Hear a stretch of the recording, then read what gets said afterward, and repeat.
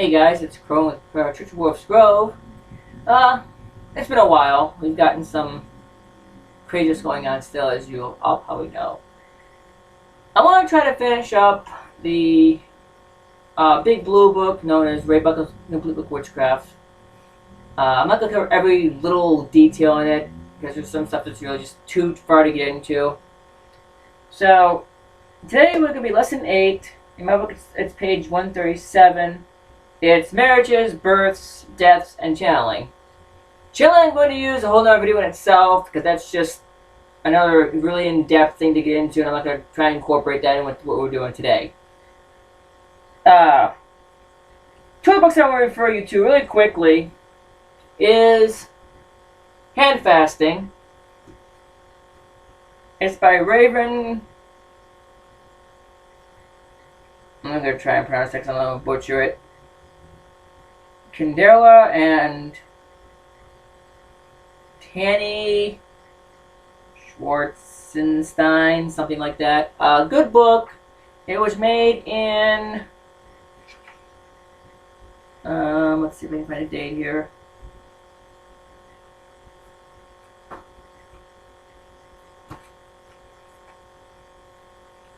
Let's see. There's no copyright date on here, but it's a fairly new book. I'd say with early 2000s.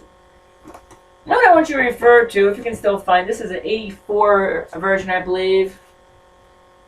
The Witch's Bible by Farrar and Farrar. Janet and Stewart Farrar to be exact. Last name is spelled F-A-R-R-A-R.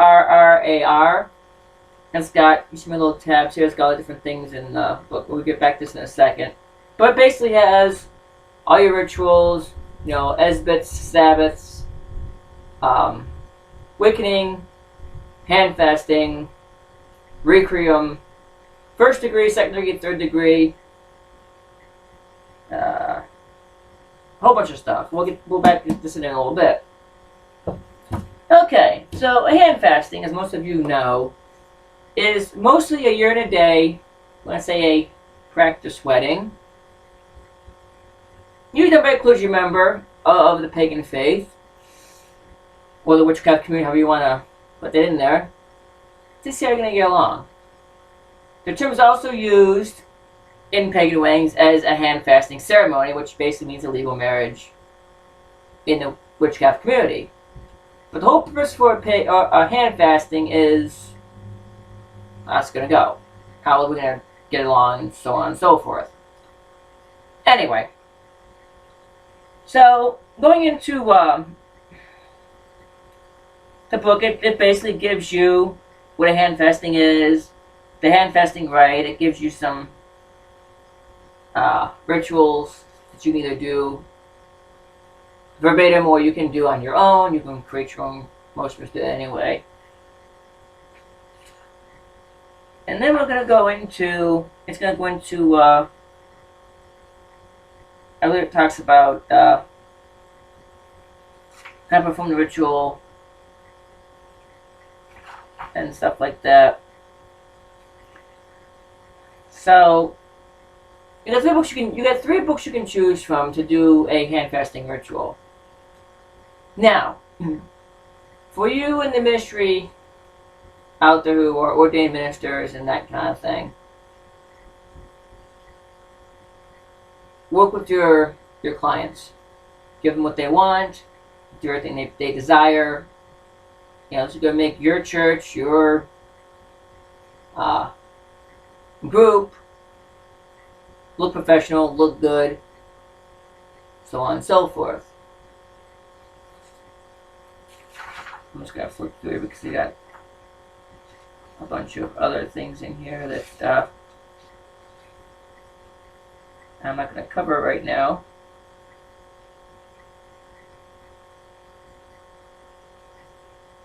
So,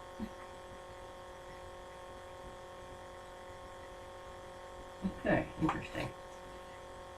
Right, that covered everything. Okay, so that's supposed to the way how a hand fasting works, and usually, you know, you're gonna tie the person's hands together. Usually, have their hands like this with each other.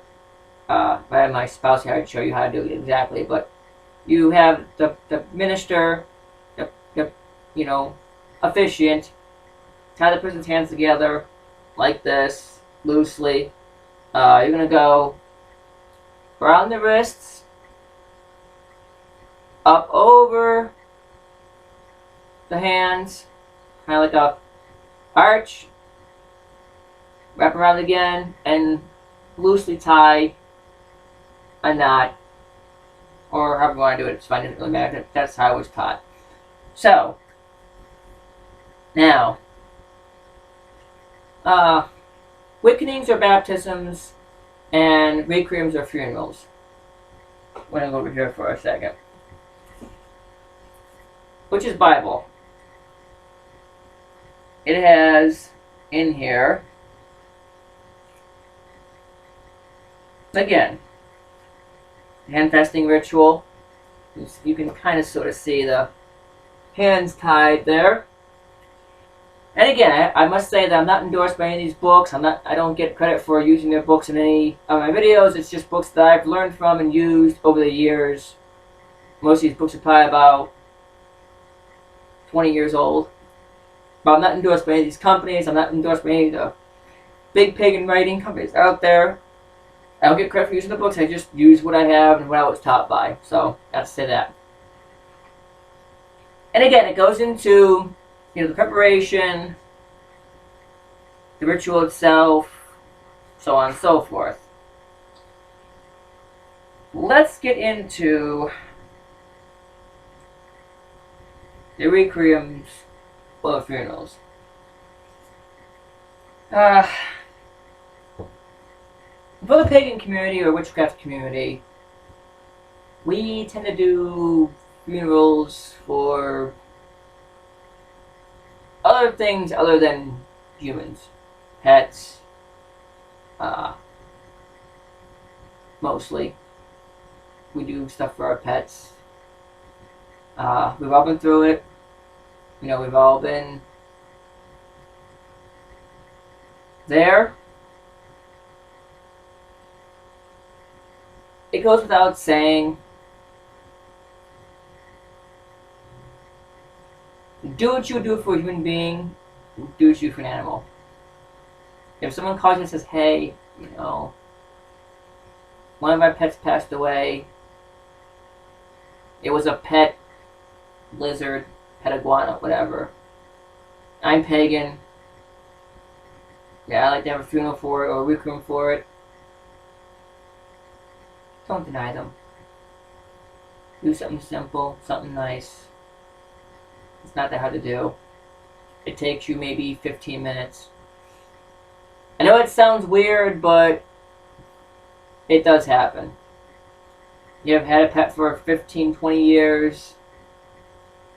Something happens to it. Yeah.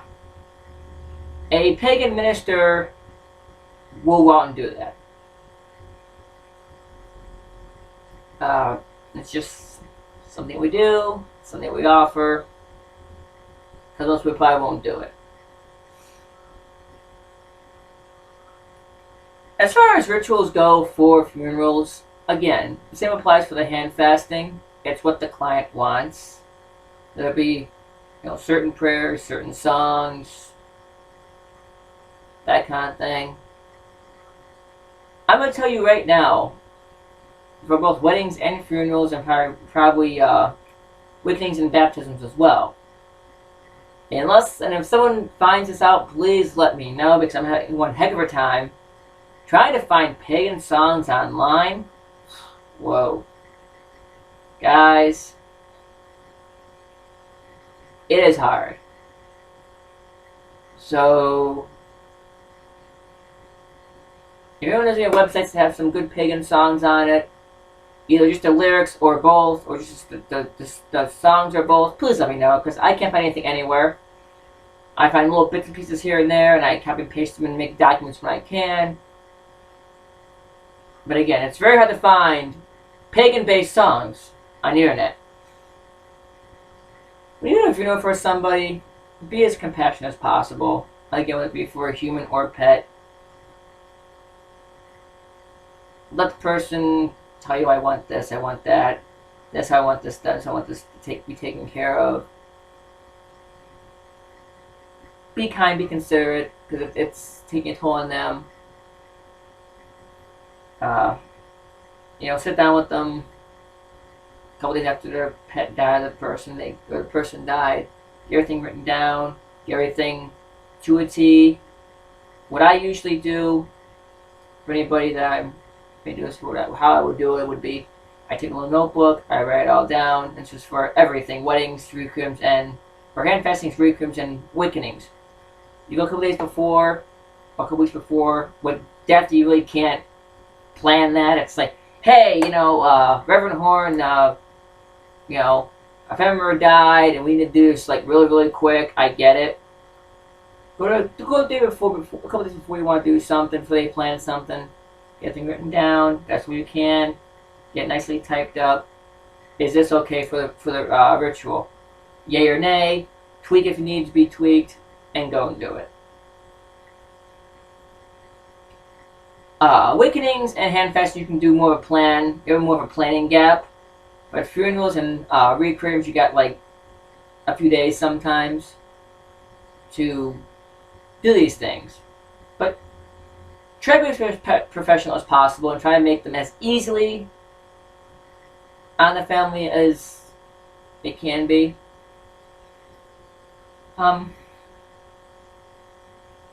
Awakenings are basically baptisms for the pagan community. There are some videos on Facebook not on Facebook, but on YouTube about that. I'm sure you can Google it and find different aspects. But usually the kid starts about, I think it's 8.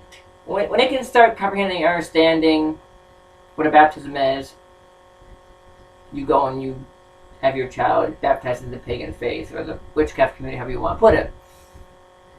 Again, what the person wants, what the client wants, that's what you do. And it's, again, you get everything down, you get typed up nicely, take it back to them, and do that. And again, you can use whatever books you have necessary. You can go online and do some research. But I'm going to tell you, I love Ray Buckland. He was an awesome writer. I keep forgetting he passed away here recently. The hand fasting book is a nice little guide. It has some nice ideas in it, some good thoughts to learn from. Another one I want to refer to, I do not have a copy of it, is A Wedding Ceremony to Remember. You can probably get that off the Universal Life Church and Monastery website. I believe they still have a copy of it. They might not. I don't know. And again, I'm not endorsed by them. I just use them as a reference for my ministry stuff. But, guys, this is my go-to book right here when it comes to any kind of ritual or requiem, awakening, or hand fasting. This is the book I go by. This is my go-to book. Okay. Since we're covering all this, I'm just going to go into this too. I think we're pretty much done with the books here for right now. Pricing and charging. Okay. My one big bitch I'm going to have about this video is,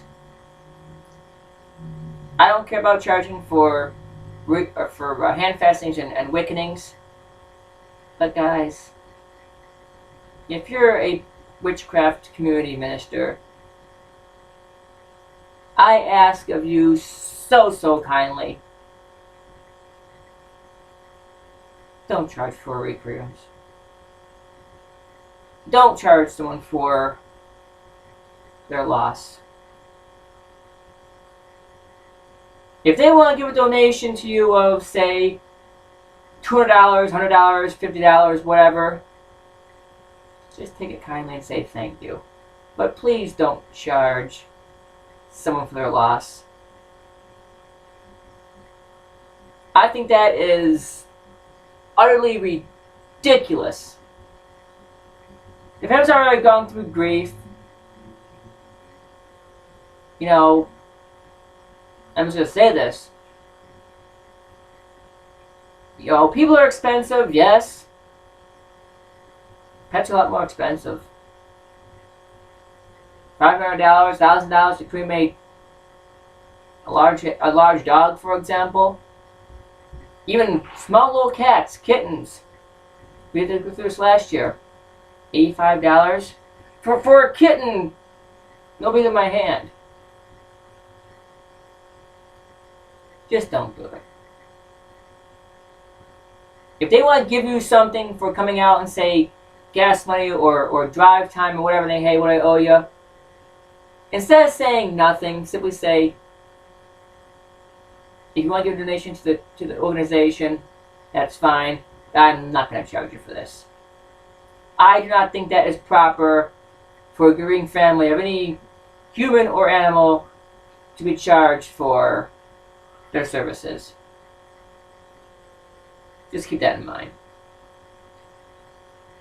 Wickenings and hand fastings, though. What do you charge? Again, you know, it's up to you. I wouldn't charge more than $100. I mean, think about it.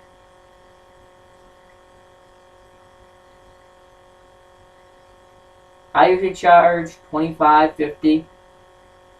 I was charging $100. It's not, you know, for the hour that a minister is going to be there, maybe gets an event to reception.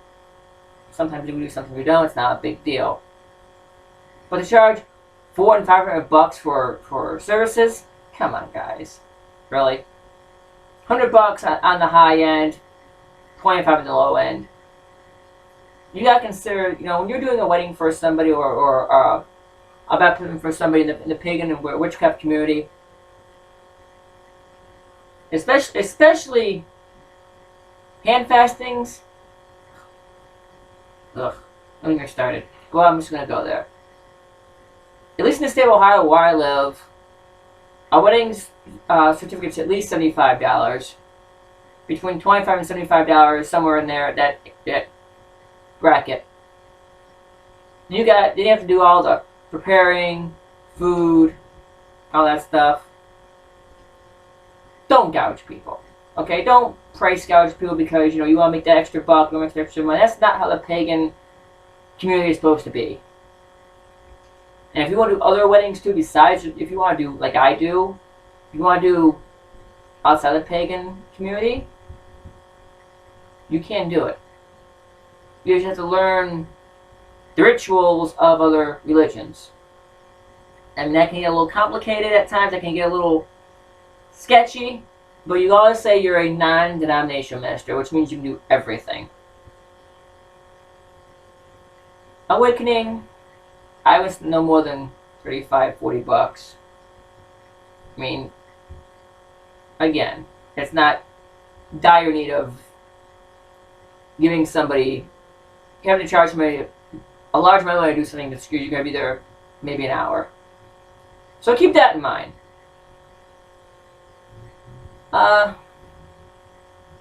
We covered, I'm probably going to cover it in another video here too, but in my ministry-only videos, because they're strictly for ministers, but now we're getting a lot into the ministry stuff here, for those of you who want to take that avenue, I might not make those private after I have done those videos, because it might just be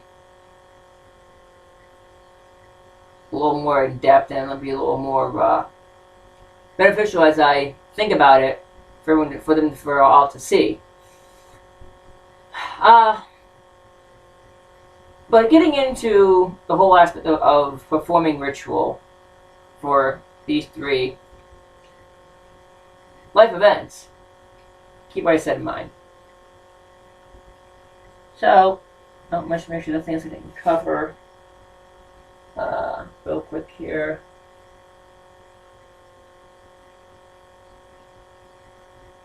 Okay. Yeah, I think I'm good. Okay. So that concludes this video. Jeez, only 20 minutes. Wow. Okay. Any questions, comments, you can get a hold of me. It's not a big deal. The information will be at the end of the video as usual. And let's it be.